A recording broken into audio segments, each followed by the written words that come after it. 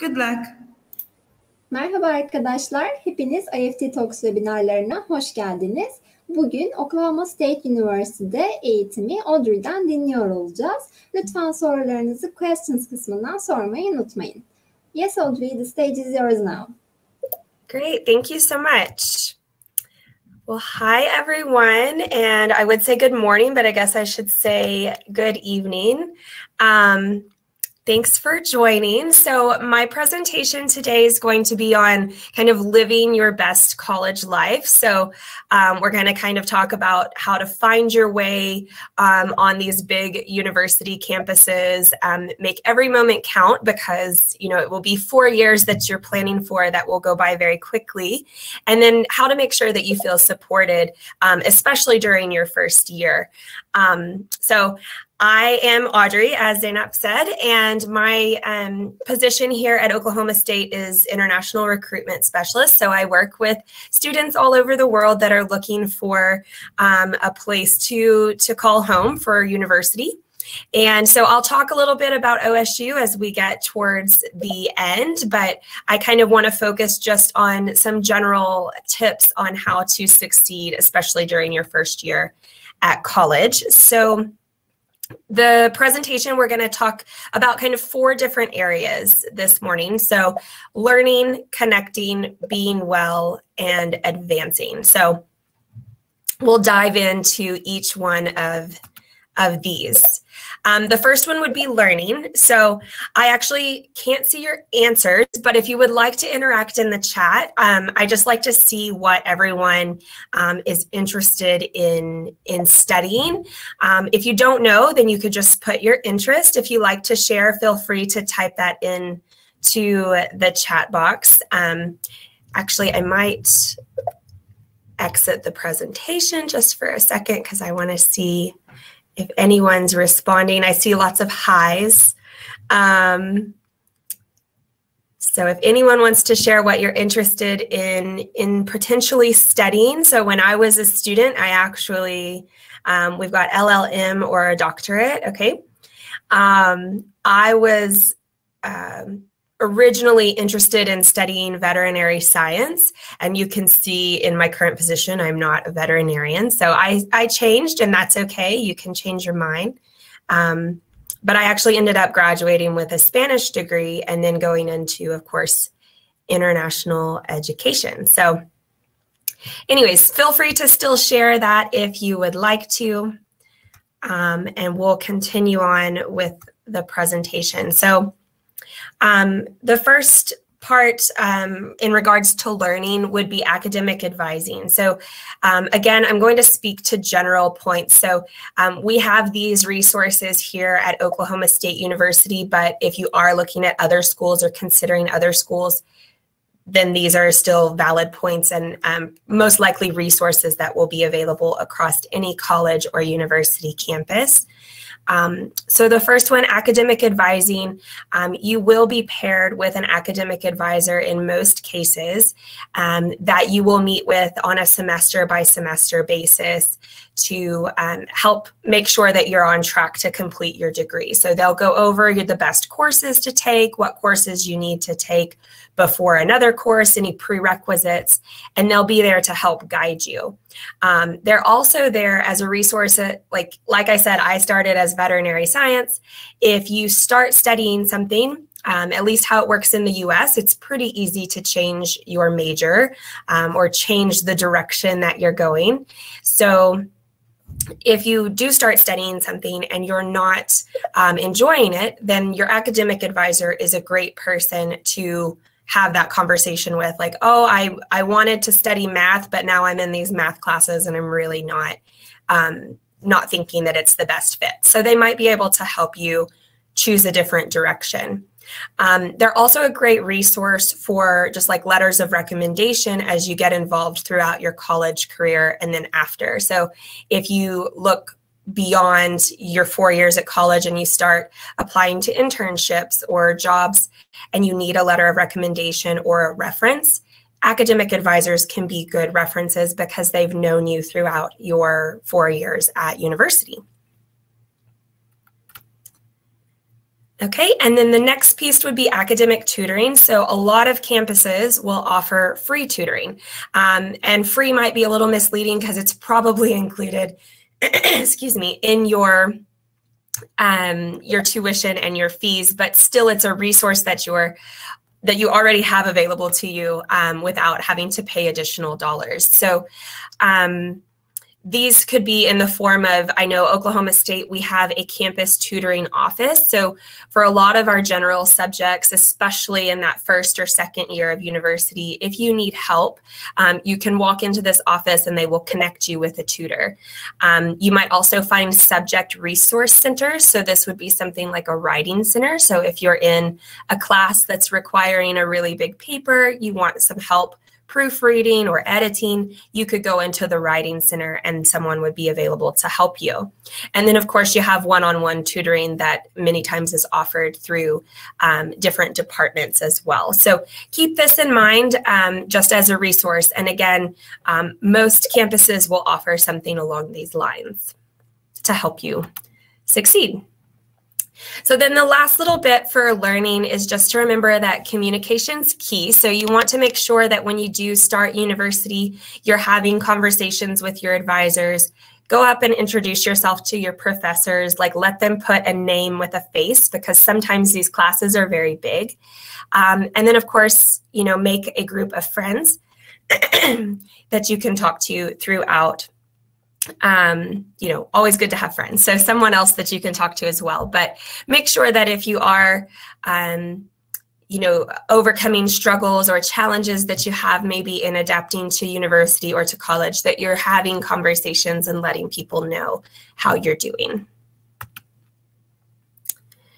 Okay, so the next piece that we'll talk about is connecting. So this is going to focus on how can you make those friends that we just mentioned.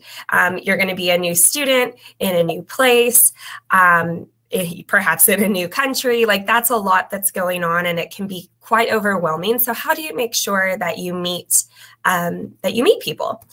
So most campuses, again, are going to have a very large variety of campus organizations for you to be a part of. The International Student Organization, I know we've got one here at Oklahoma State. This is the first one that I most of the time point international students to. If only for the reason that it's great to connect with others that know what you're going through. So other international students are going to know what it's like to be an international student on campus.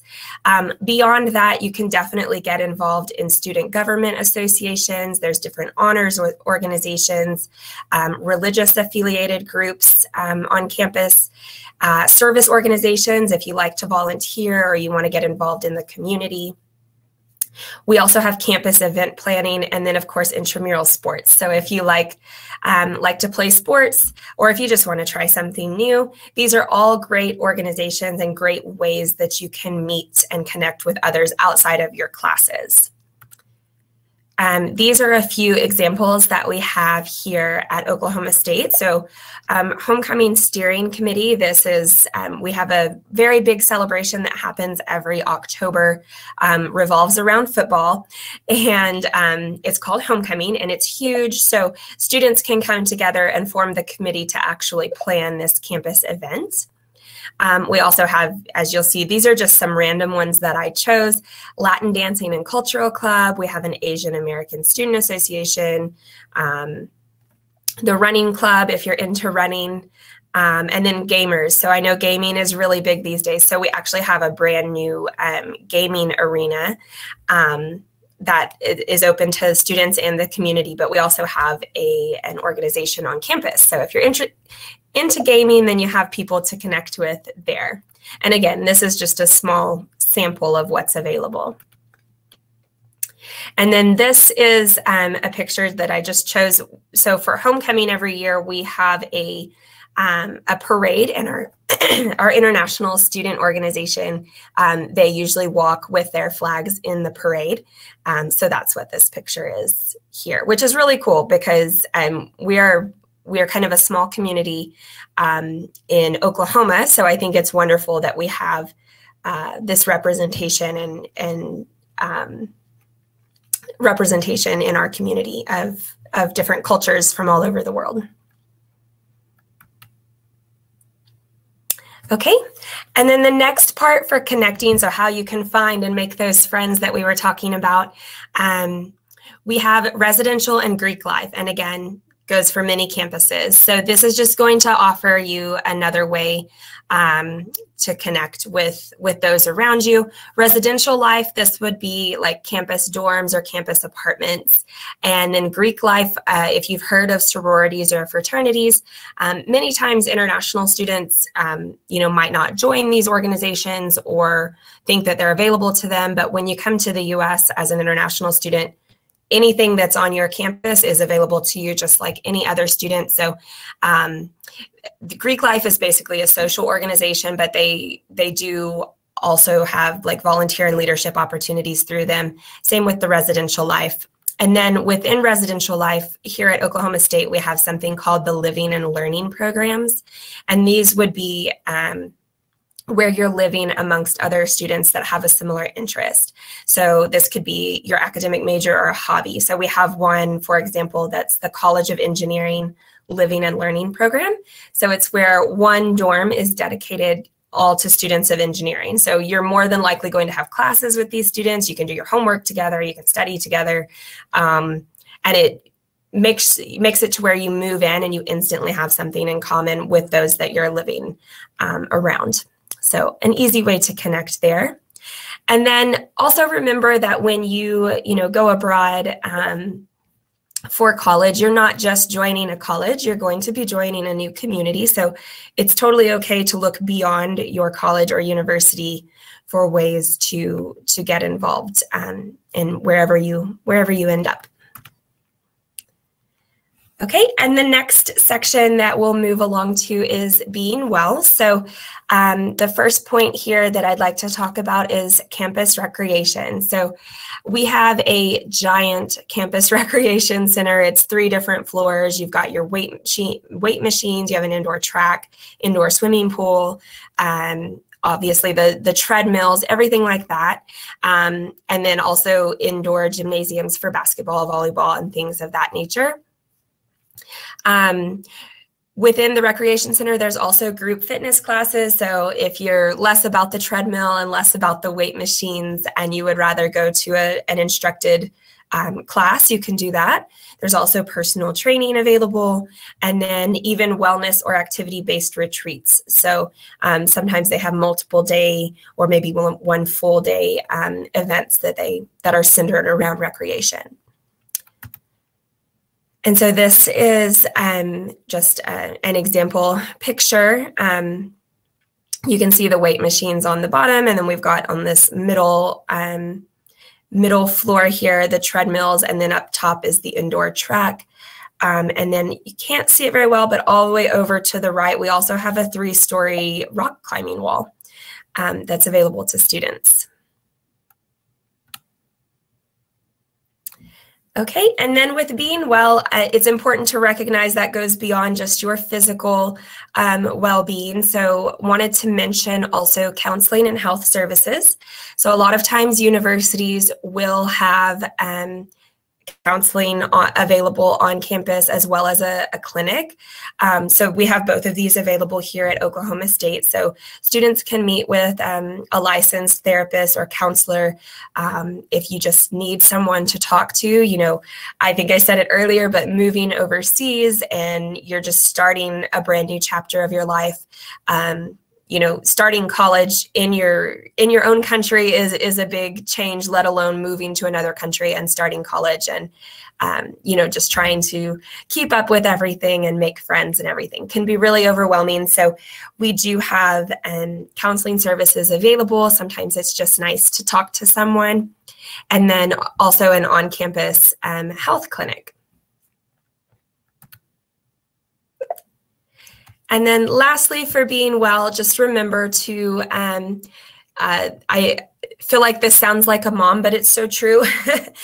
Be mindful of your eating, drinking, and sleeping habits. And then something that you might not think that campuses would offer, but a lot of times they do. I know ours, we have an Office of Multicultural Affairs. We also try to put together like a list of items here in our own office, but you might ask for a resource to locate certain grocery stores or restaurants if you have any special dietary considerations. So even though that would most likely be off campus, a lot of time campuses can help you find your way in your new town to make sure that you're, maybe you want something that's specific to Turkey and you want to know if you can get it in your new community. So you might ask and they might have the resources or tell you where you're able to get a food or a drink, that maybe you would like.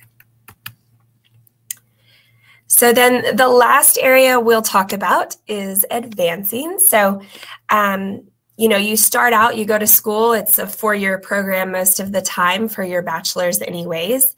And the goal at the end is to be employable, to find a job somewhere. So you don't want to just go to school all 4 years and not really be planning for that next step. So there are resources on college campuses that can help you get to that next step, such as career services. So a lot of times these offices will do things like help you edit and proof your resume or your CV. They can help you perfect your elevator pitch, as we call it. So if you have just 1 or 2 minutes to explain to an employer why they should hire you and what they should know about you, they can help you kind of narrow that down to just 1 or 2 minutes.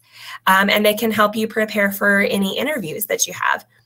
We have campuses, or we have offices across campus that assist with mock interviews. So you can actually dress up like you're going to an actual interview and take your resume and go in and practice your interview skills. There's also career counselors. So if you're looking and considering different jobs, or if you need help with any of the items that I just mentioned, you can go and meet with a career counselor. Either during your studies, you can do it your very first year if you want to start building your resume, or you can wait until your junior or senior 3rd or 4th year of studies. And then universities and colleges also regularly host job and internship fairs. This is a great opportunity, even as a first-year student. As a first-year student, you're just trying to find your way on campus, not necessarily looking for a job, but it could still be really good experience to take your resume that maybe you met with that career counselor and you've got a resume started, and then go to this job or internship fair.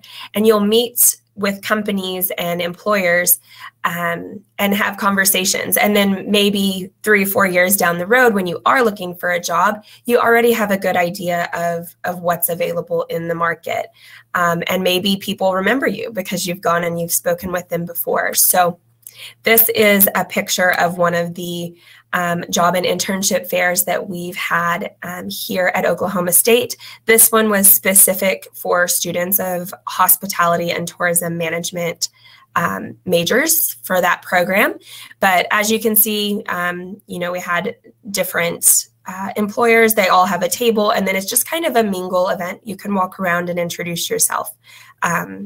So great experience, regardless of whether you're ready to actually get a job or not.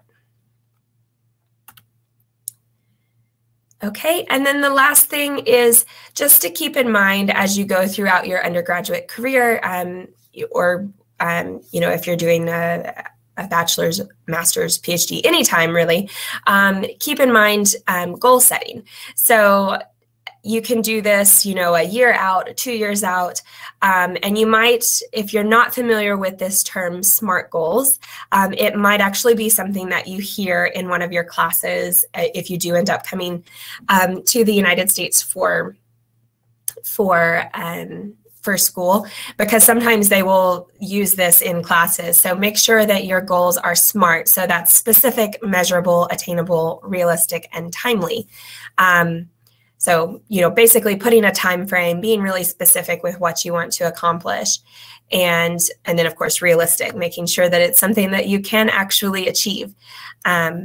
But that's something to keep in mind throughout your time as a student, as well as the goal setting. So I'll pose another question for you. And again, feel free to drop your answers in the chat if you'd like to share. And if not, that's okay. But you can just be thinking about a goal that you have for college. And maybe, you know, if college is not next year for you, what is a goal that you have for the next year? So, and you can think, how do I make it smart? How do I make it specific and measurable, attainable, timely, and or realistic and timely? And so that kind of concludes the part on just like how to be successful in college. I am going to take a few moments to talk specifically just about Oklahoma State University, and very short amount of time here. So I'm going to go over our admissions requirements, talk a little bit about our scholarships, and then mention some of our programs. However, you can feel free to ask me, and I'll get to the questions at the end of the presentation. If you have any other, you know, things about Oklahoma State specifically that you'd like to have answered, then I would be more than happy to go over those. But so for our admissions requirements, and this is speaking specifically for bachelor's programs, we're looking for a 3.0 high school GPA equivalent, and then also an English language proficiency score. So a 5.5 on the IELTS or a 61 or above on the TOEFL. We do not require the ACT or the SAT for admissions purposes. If you happen to have taken one of these tests, then it could potentially help you with scholarships. But again, in order to be admitted to the university, we do not require the ACT or the SAT.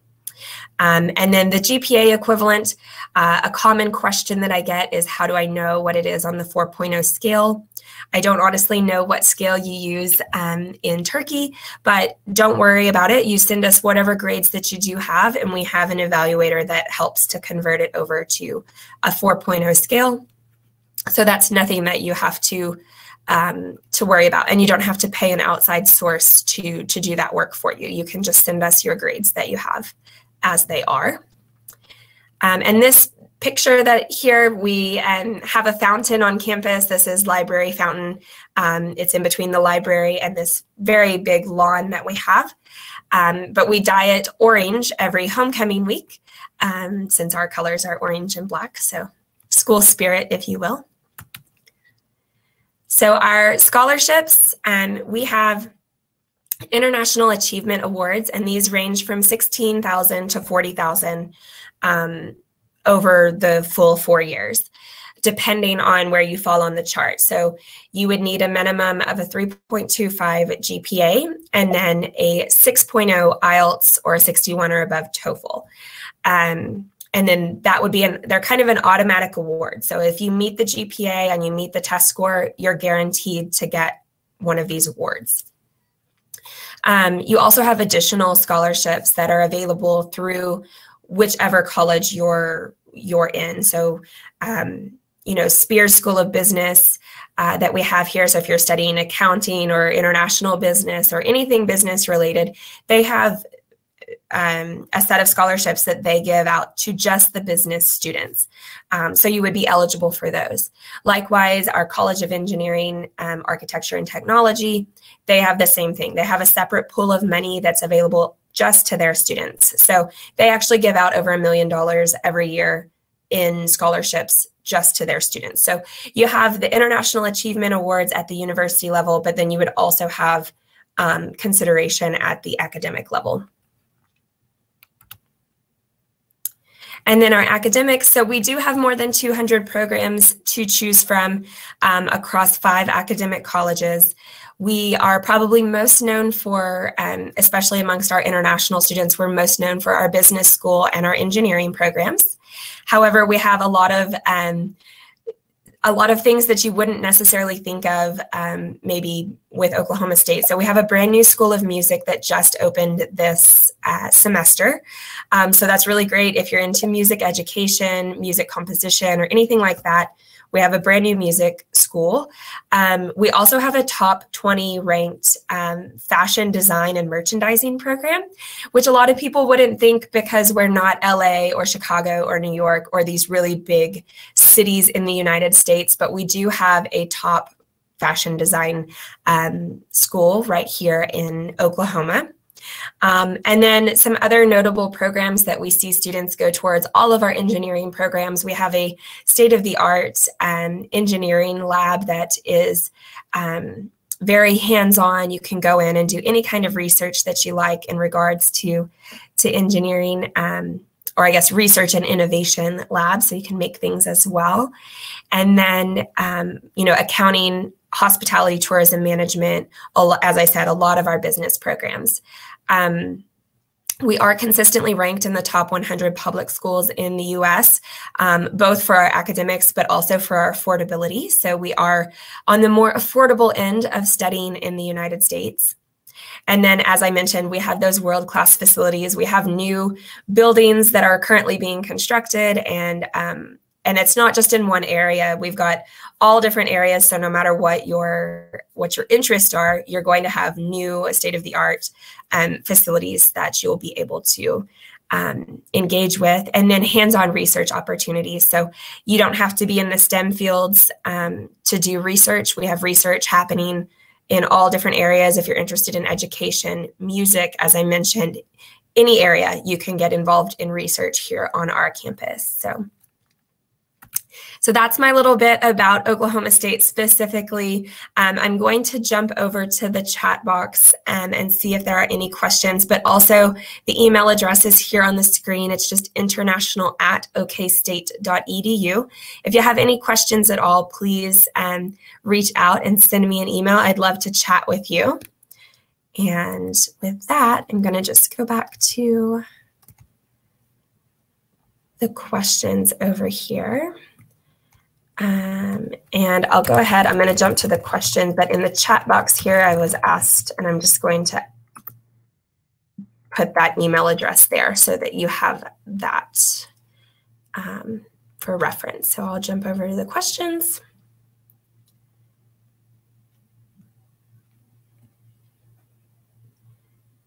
And I think I'll start at the bottom. So we've got, I know your university in the US is one of the good prestigious universities. I believe that Turkish students will enjoy studying at your university. That's great to hear. We would love to have you. And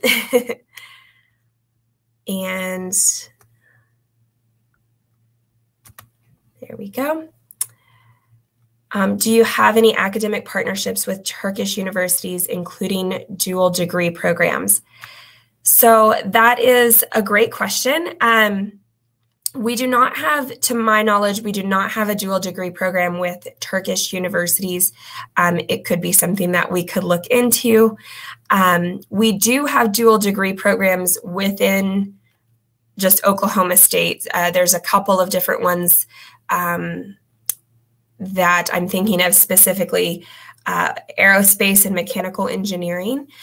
These are two separate programs. However, they're offered as a dual degree. They're very similar in nature. So you can actually come to OSU, you can dual major in both. And at the end of your 4 years, you walk away with a bachelor's in mechanical engineering and also a bachelor's in aerospace in the same amount of time. So we have those types of programs. There's also one in business. I'm failing to remember the exact degrees, but I know we have another dual degree program available in the business school.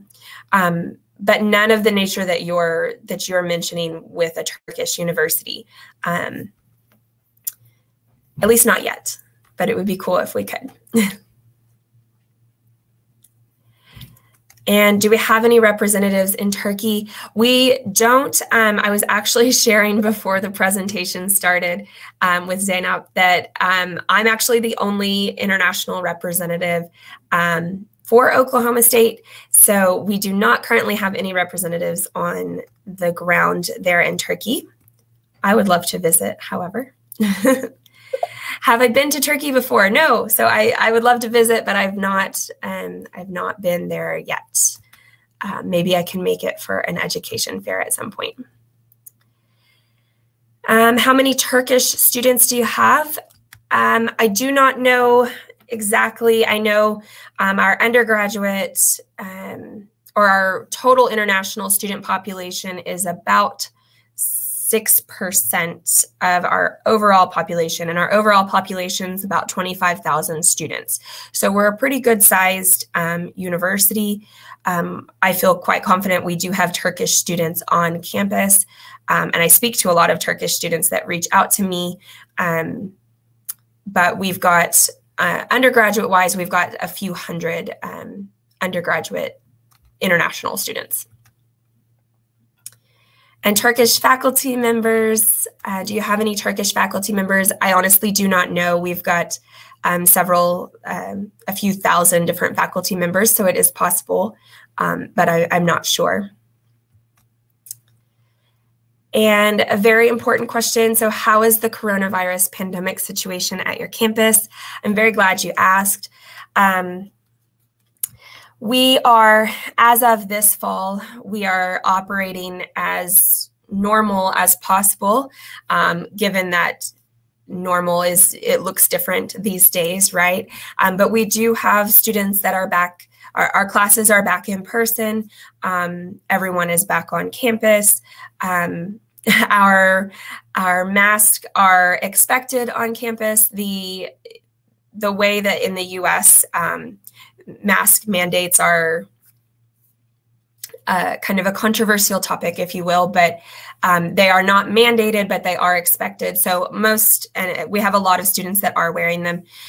We also have, going back to that university health clinic that I mentioned, we have the vaccines that are available right here on campus for students, free of charge. So if, any student, international or otherwise, can go and get their vaccine. We also have drive-through or walk-up testing. So if you think that you've been exposed or if you're experiencing symptoms, we have the coronavirus or the COVID test right here on campus, the rapid test, as well as the PCR. So the ones that you can, find out results in less than an hour, and then the ones that take more like 2 or 3 days. So we do have those available. We've distributed masks. We have like the hand sanitizing stations, all of that, as I'm sure you probably see similar measures being taken in Turkey. So that's kind of where we're at right now. They do monitor it, but with this academic year, we're going forward in person, which last year we weren't in person. Everything was virtual. So I hope that answers your questions, but I think that it's great that we have the testing available right here on campus. Okay, the next question is, can I apply to your university to help with my doctoral thesis research, such as doing research there? Yes, so you definitely can. We are a research university, as I mentioned, so we have research happening in all different areas. I'm not exactly sure what you're studying. My recommendation in this case, so I actually work specifically with our undergraduate students. So my recommendation in this case would be whatever you're interested in studying. If you go out to our website, which is just, I'll put it here in the chat, is just okstate.edu. You can search there for your program, and then they'll have like contact information for each department. So if it's an engineering program, each specific chemical engineering, electrical, all the different engineerings have their own website and their own contact information. So I would reach out specifically to the department where you're interested in doing research. That would be the best way for doctoral research. Okay, the next question, do you require COVID vaccination for the students, faculty members, staff, and university employees? Again, great question. Again, something that is very, I don't know how it is in Turkey. Here in the United States, it varies across different states. It varies across counties and cities with what is required and what is not required. Oklahoma does not require the vaccination. We're in a bit of a more conservative area of the United States.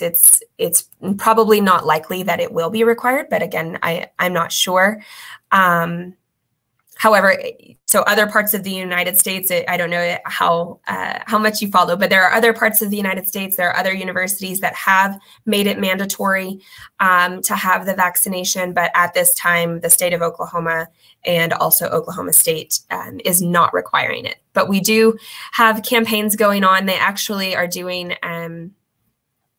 like an incentive campaign to try and get students specifically to get vaccinated, and they're giving out really cool prizes for it. So if you go get vaccinated, you're in the drawing for like tuition waivers and iPads and all different kinds of incentives, if you will, to try and encourage students, if they're not vaccinated already, to go ahead and get vaccinated. Okay, so the next one is I'm a public relations and advertising junior student and also double majoring in psychology. I would love to learn, want to learn scholarship opportunities to study abroad for my last year in college, or requirements for the master's program. Okay, so my question here, it would go two different ways. So if you're wanting, it sounds like you're already in you're a junior student. So if you're wanting your degree from your current university, but you're just wanting to have the experience of coming over for a semester or a year, that would actually go through our study abroad and student exchange office. So those requirements would look a little bit different. On the other hand, if you want to actually transfer here and then eventually have your degree from Oklahoma State, we do have transfer scholarships available. And I believe they're $10,000 per year if you qualify for them. And then again, you would still be eligible for additional scholarships through the public relations or the advertising department. But you would still have those that I mentioned in the presentation, the Academic Achievement Awards. We do have one of those available for transfer students. So if you were wanting to transfer over and get your degree from Oklahoma State, then you would potentially qualify if you meet the eligibility requirements there for that. And then you would also have additional scholarships through your specific department. And then for the master's program, again, that would look a little bit different. Since I don't work with master's students specifically, I'm not going to try and answer that one. But if you want to reach out via email, I'll see if I can connect you to the correct information regarding the master's program. And then I can speak a bit more to our scholarships for transfer students.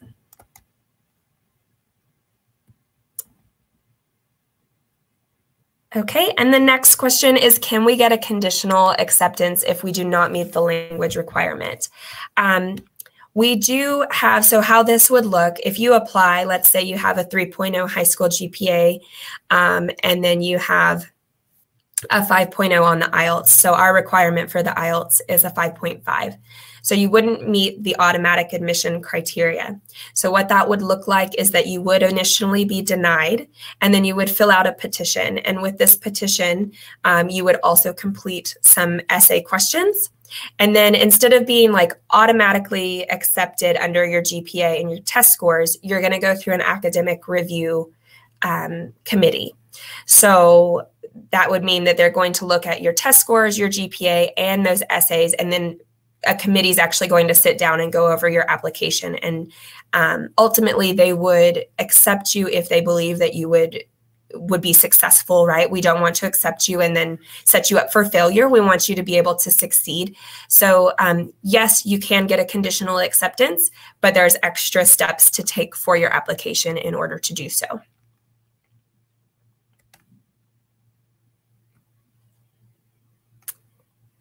Okay, and the next question, what certificate programs are offered at OSU? So we're a bachelor's, master's, PhD. There may be some certificate programs offered. I am not familiar with them since I work with those 200 programs that we offer specifically for bachelor's students.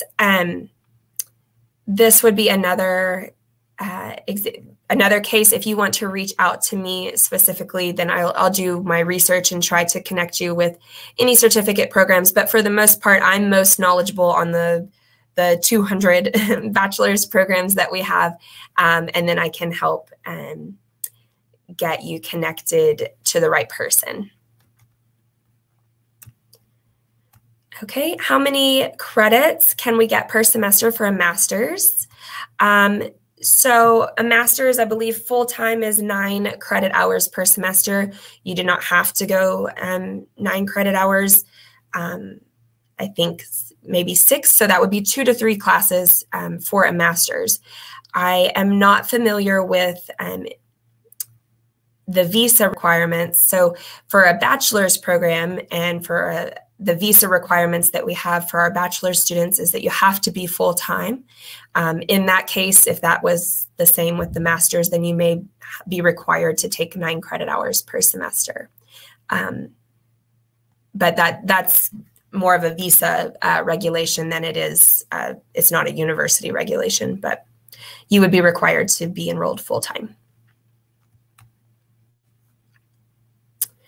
Okay, the next question, how is career opportunities for international students after graduation? Can they get a work permit or OPT? That's an excellent question. So as I mentioned, the job and internship fairs are held multiple times throughout the year. So there are a lot of opportunities to connect with employers right here on campus, fine-tune the resume, practice your interview skills, everything that will help set you up for success in looking for work. A lot of our programs boast really high percentage rates of employment. So for example, our Spears School of Business sees about 90, I think the last statistic I heard was actually, it's from 2019, was a 94% employment rate within 3 months of graduation. And that's just very, very high. So we're always in the 90 percentile when it comes to that college in particular, but as a university as a whole, we have very good job placement post-graduation. And yes, so OPT is definitely an option as well. I think it depends, you know, perhaps on the employer and what field you're going into, but we do have our graduates that continue on with OPT.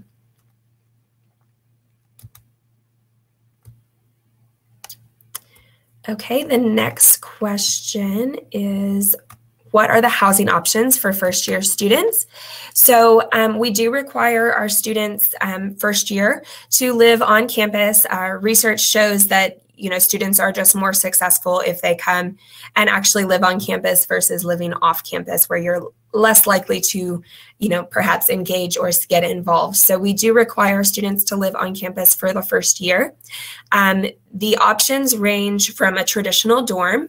So a traditional dorm would be 2 people per room with a communal style bathroom. All the way up to like full-on apartments that offer the most in way of privacy. So in an apartment, you would still share the apartment, but you would have a private room. You would share the bathroom maybe with just one other person, and then you would have a kitchen or a kitchenette space. The in-between with that would be what we call our suites. So same thing, you might share a room or you might have your own room. You'll share a bathroom, most likely with just one other person rather than a communal style bathroom. And then you have a shared kitchen space. So every floor of the building will have like a community style kitchen. But those are the different housing options we have. We also have several, I think on Oklahoma State's campus specifically, we have more than 30 different dining options, and they're not just centrally located. They're in the different residence halls. So if it's, you know, in the evening and you don't want to walk back to central part of campus, then you should have, you know, food options that are quite close to your living quarters. Okay, the next question, I have graduated mechanical engineering department and I have gone on to automotive engineering. Do you have any armor structure or armor construction programs, master's or doctorate? Just to be completely honest with you, I honestly do not know. Again, if you'll send me an email, I don't work with master's or doctoral students, but I will connect you and get you the correct information. So if you'll just send that question over to me, then I can look up what we offer if anything, in way of armor structure, armor construction. And all right, the next question is, how much is the approximate living cost per month? Okay, living cost. So I could answer this a couple of different ways. I'll start with our total estimated cost of attendance. And this is speaking for bachelor's programs in particular. So master's, doctoral might look different. For our bachelor's program, for an entire academic year, we estimate about $45,000, but this is your tuition, your fees, your housing, meals, books, supplies, insurance, everything. Even about $5,000 worth of personal expenses. So that could just be going for a coffee or going out to eat with your friends. Of that $45,000, about $9,000, a little over $9,000 is, I don't have the exact figure in front of me. About $9,000 is what it would cost to live on campus in the dorms or the suites or the on-campus living that we have. So that would be a really good estimate for your first year, would be the $9,000. Now, after your first year, when you are, second year, third, fourth, you can continue living on campus if you prefer. You can also move off campus. And the way our community is set up is we're a small college town. So really the university is the town. It's very young. Like everyone here is basically a student at the university. So there's a lot of student housing that surrounds the university. I would say anywhere from $300 to $600 US per month is what you could pay for rent. If you're in a shared house, most of the time the rent's going to be about $400. I think that that's a really solid estimate for you. So $400 US if you're in, let's say, a 3-bedroom, 2-bath house and you're sharing with 2 other people, you would each probably spend $400 US a month on your rent. So at that point, I'm not including, money for food or anything like that. But if you just want a living cost, it would look about like that. And then if you want to live by yourself, then you might be able to find a place for $500 or $600 US per month. But it's a pretty affordable college town. I think if you look elsewhere to many of the cities in the US, you would not find rent for $400 US. Or in some cases, you could find it for $300. You just won't find that in other areas of the US. So it is pretty affordable in that regard. But I hope that helps answer your question.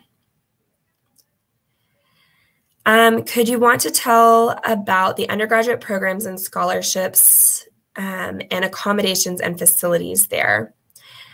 Yes, so I'll actually, for the undergraduate programs, let me just pull up a link and I'll share because I can't speak to all of them, but this link that I'll put in, and I'm not entirely sure if everyone can view the answer to your question, so I'll put it in the chat box as well.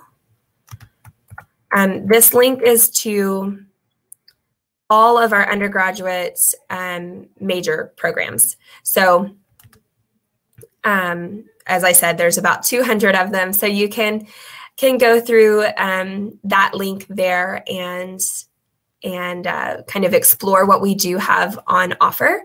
The scholarships, as I mentioned as well, I can put the scholarship link in the chat as well really quick so that you can see. These are going to be the International Achievement Awards. So remember, we have two different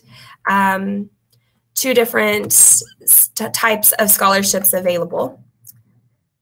So there's that link in the chat box as well. So International Achievement Awards are kind of like the umbrella, so the whole university. And then, if you go into the majors list and you see a major that you like, remember that there's going to be additional scholarships that are available just for that major. So you've got International Achievement Awards, and then you have the second level of scholarships. And then accommodation, I kind of spoke to. Facilities, the same thing. I mean, we have all different types of facilities. Arman, if you want to elaborate, like if you want to know about a specific type of facility, I would just say that we have construction and improvements going on across campus constantly. So we have that brand new School of Music. We have our engineering lab that's relatively new. Our Spear School of Business just opened in 2018. So it is a very nice, new, modern facility. We actually have, for those of you that are interested in the stock market and business, we have a live ticker of the stock market that is in that building, which is pretty cool. Okay, so the next question, I'm a forest engineer undergraduate. I'm looking for a program to be equivalency. Thank you. Forest engineer, so we have we have all different types of engineering. We also have forest management. So that's actually in our School of Agriculture. And so either of those might be good for you. I think I'm running up on the time limit here. So again, if you would like to email me, I can get you a more thorough answer on what might be a good fit for you as a forest engineer. So you can email international@OKState. Or if you look at that complete list of majors that I shared, you'll see all of our engineering majors as well as the forestry management might be a minor, but we have a natural resources management program that might be, both of those combined might be something that you're looking for. Okay, and then I think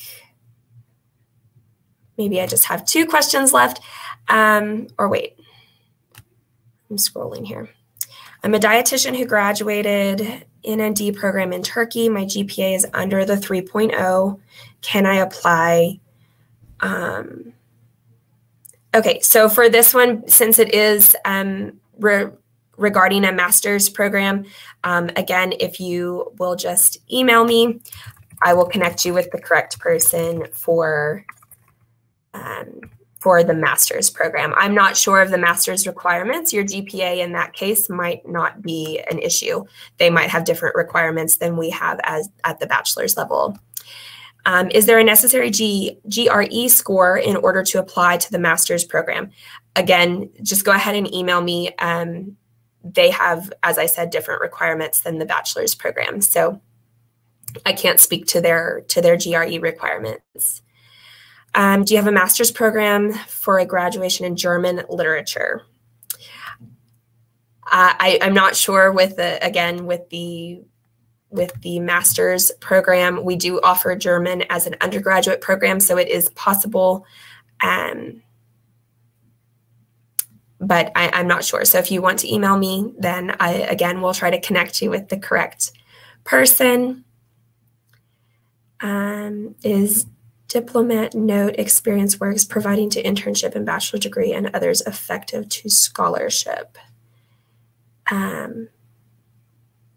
Okay, so for this question, I think if I'm understanding it correctly, you're asking if experience and internship, if all of those play a role in your scholarship eligibility.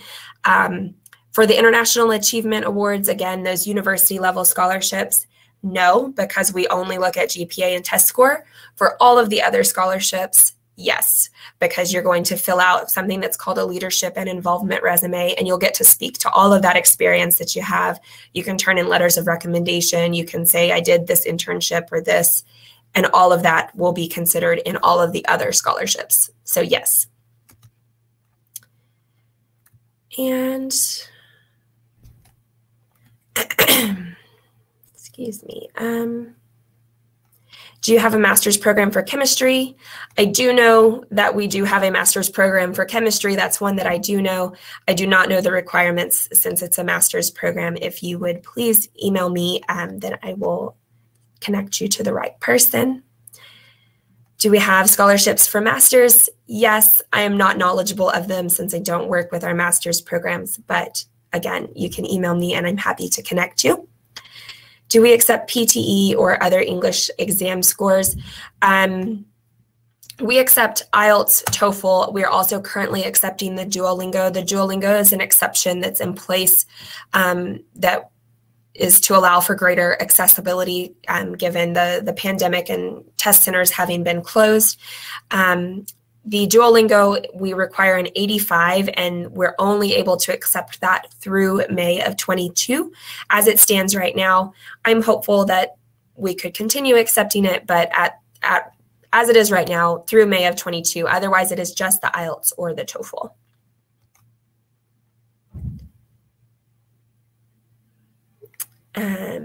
Okay, I asked about my dissertation research. My field is Turkish language and literature. Experimental literature is the thesis. I would like to apply to studies in this field and receive support from academics. So we do have, now Turkish language and literature, I feel fairly certain in saying that we don't offer Turkish here. That doesn't mean that you couldn't come and do some sort of research, and we definitely have literature programs available. So there might still be something for you, but I'm not entirely sure. And I think I've finally reached the end of the questions. I think I'm also out of time, so that's probably a good stopping point. Thank you all so much for all of your questions. I'm so glad that you engaged and asked questions. That's what I like to try and answer. I'm sorry that I'm not as knowledgeable. As I said, I don't work with our master's or doctoral programs. Our university is quite large, so they kind of do their own thing, but happy to, as I said, connect you to the right person if you want to reach out to me in those cases. And then any questions you have regarding bachelor's, then I'm happy to help. And there is one more question. I'll answer this, and this can perhaps be the last one. I think there's other presentations after mine, so I don't want to go over that, that last 3 minutes, I think. How are the visa politics taking immigration and for citizen facilities for environmental engineering work there?